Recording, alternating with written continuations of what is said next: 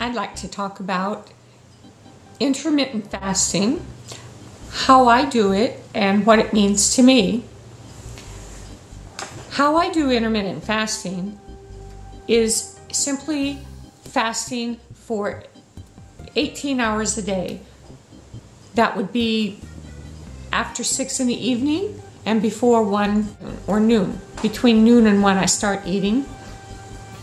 And I combine that with calorie shifting, and I made a video about calorie shifting. And with the two combined, I've been able to lose almost 20 pounds in around 6 weeks. I made a mistake, and I didn't write down when I actually started. It was a surprise to me because the way I discovered intermittent fasting was with an internet search, and there's a lot of information out there about it, and there's some pretty negative things. It's a bit of a controversial way to eat, mostly because bodybuilders do it, and because it burns fat, because you're not eating and providing your body with sugars, which turn to fat in your body. You're only providing your body with a good protein sources and good carbs, so your body eats fat, stored fat.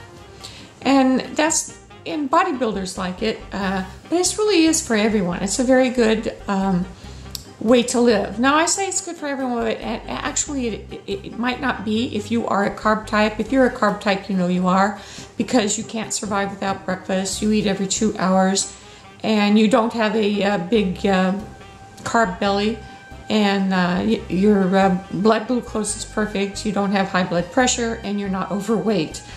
But if you are eating carbs and are a protein type, then you suffer with all of those things that I just mentioned.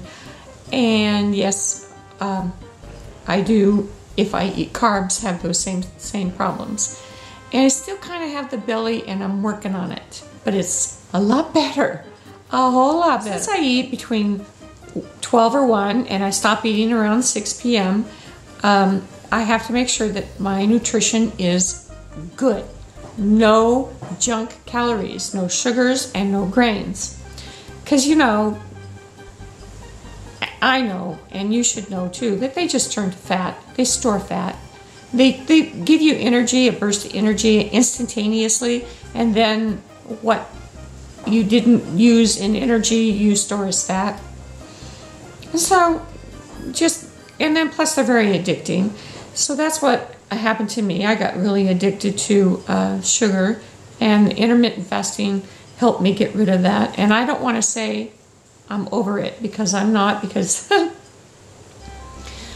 last night I would have eaten a whole bunch of yummy chocolate if I had it available to me, and fortunately I didn't, and so I didn't eat it. I did have a grapefruit, and that has sugar, but it's not nowhere near as bad as other sugar. We're only supposed to eat about 25 grams of sugar a day, and I probably went over it yesterday, but it was fruit sugar, not processed sugar. When you're eating with intermittent fasting, make sure that your calories are high nutrition, and I track my nutrition. I don't do it every day. I would do better if I was dedicated more. I think I'm sort of testing myself with this because I'm not really tracking my food the way I did when I was doing calorie restriction. I did calorie restriction for 3 years, and towards the end I quit tracking my food there too. But I tracked it long enough, and I know enough about what foods I eat and the nutrition that's in them. So occasionally I check it with a tracker, but I'll give you the link to the software that I use, and I really want to get back to tracking it better. So I highly recommend tracking your nutrition that you get out of your food and the calories that you get out of your food. And I'm going to do that. I absolutely have to get back to it. list here of the reasons why you should try intermittent fasting,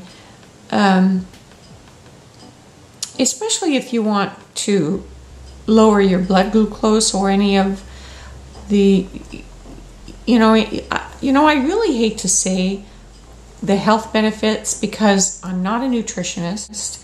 I'm a dieter. I'm an eater. I'm a person that uses these things to get healthy.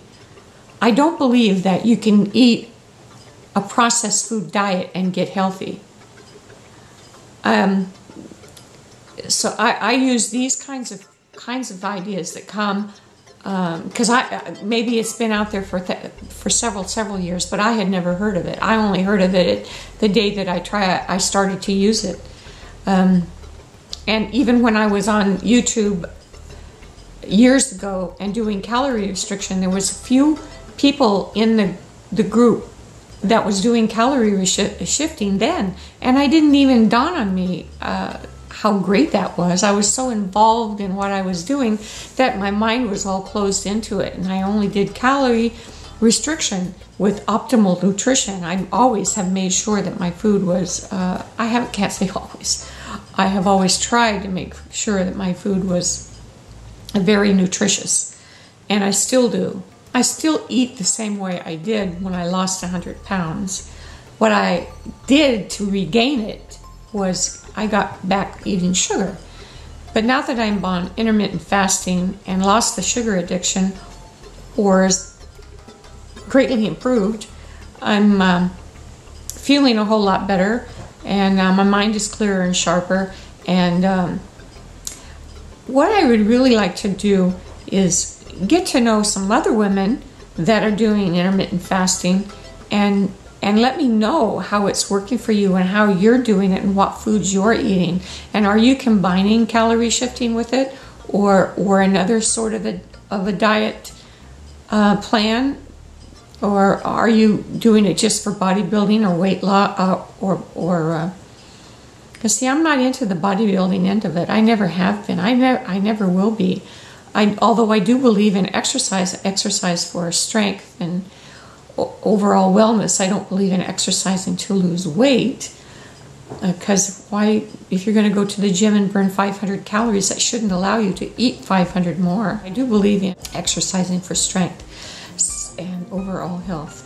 So I'm really interested, ladies. I would like to know how you're doing it, how much you're eating, what you're eating, and just let's get to know, because I don't want to be the only one doing this. And I find so little about it on YouTube, and it's all guys. And they all have these gorgeous, hunky bodies, you know. I'll never have a gorgeous, hunky body. I don't expect it.